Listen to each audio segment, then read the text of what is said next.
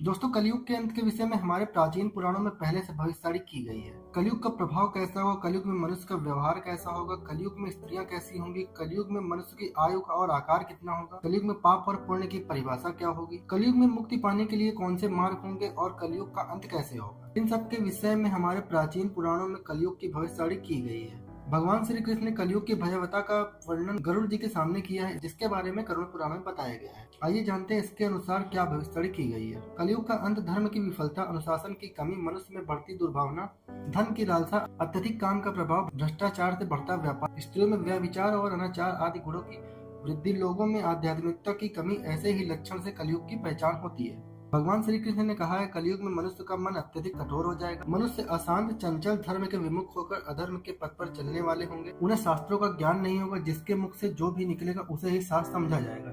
कलयुग के अंत में अधर्म और असुरी शक्तियों का विनाश होगा और पुनः नए युग का आरंभ होगा, अर्थात फिर से सतयुग का आरंभ होगा और सृष्टि का यह चक्र चलता रहेगा। दोस्तों, चारों युगों में कलयुग अंतिम होता है। सबसे पहला सतयुग, फिर त्रेता युग, फिर द्वापर युग और अंत में कलयुग। महाभारत के पश्चात कलयुग का आगमन पृथ्वी पर हुआ था। यह युग धार्मिक और आध्यात्मिक स्थिति में सबसे कम प्रगति करने वाला माना जाता है। मान्यता के अनुसार कई हजार वर्ष पहले महाभारत का युद्ध हुआ था और कलयुग का अंत इस युद्ध के 35 वर्ष के बाद हुआ, अर्थात भगवान श्री कृष्ण के अपने धाम जाने के बाद हुआ। श्री कृष्ण कहते हैं, कलयुग में लोग अपने स्वार्थ को ही सबसे ऊंचा मानेंगे। धर्म में विश्वास न होने के कारण लोग अन्याय पूर्वक आचरण करेंगे।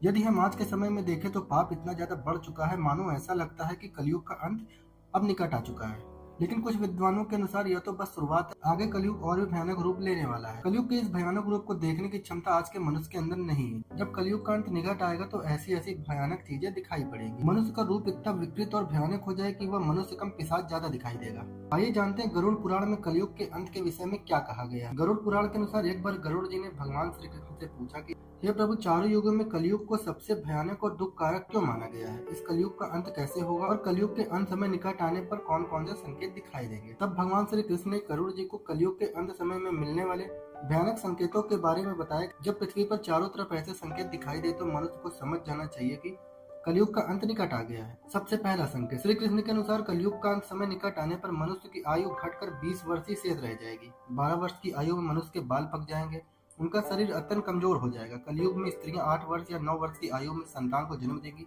कलयुग की औरतें बहुत ही छीड़ और छोटे शरीर वाली, अधिक भोजन करने वाले मंदभाग्य होंगी।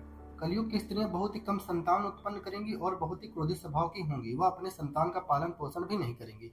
दूसरा संकेत, भगवान श्री कृष्ण कहते हैं कि कलयुग का अंत समय निकट आने पर संसार में पतिव्रता स्त्रियां दिखाई नहीं देंगी। एक ही स्त्री कई पुरुषों से विवाह करेंगी। लोग पूजा पाठ, श्राद्ध, अंतिम संस्कार, मुंडन और विवाह आदि के कार्य नहीं करेंगे। जल के अभाव के कारण लोग स्नान नहीं करेंगे और अशुद्ध ही रहेंगे। कलयुग के अंत में लोग केवल मांसाहारी करेंगे, कोई सात्विक भोजन नहीं करेगा। तीसरा संकेत, भगवान श्री कृष्ण कहते हैं कि जब कलयुग का अंत समय निकट आएगा तो वृक्षों में फल आना बंद हो जाएंगे और चारों तरफ केवल कटीले वृक्ष ही दिखाई देंगे। मनुष्य शाकाहार छोड़कर केवल मांसाहार का ही भक्षण करेगा। कलयुग का भोजन तामसिक और रोग उत्पन्न करने वाला होगा और इसी कारण से लोग जल्दी बूढ़े होकर मर जाएंगे। कलयुगी मनुष्य गाय की पूजा करना बंद कर देगा। सभी गाय का मांस खाएंगे। गाय को केवल दूध और मांस के लिए ही पाला जाएगा। चौथा संकेत, कलयुग का अंत समय निकट आने पर बारिश बहुत कम होगी।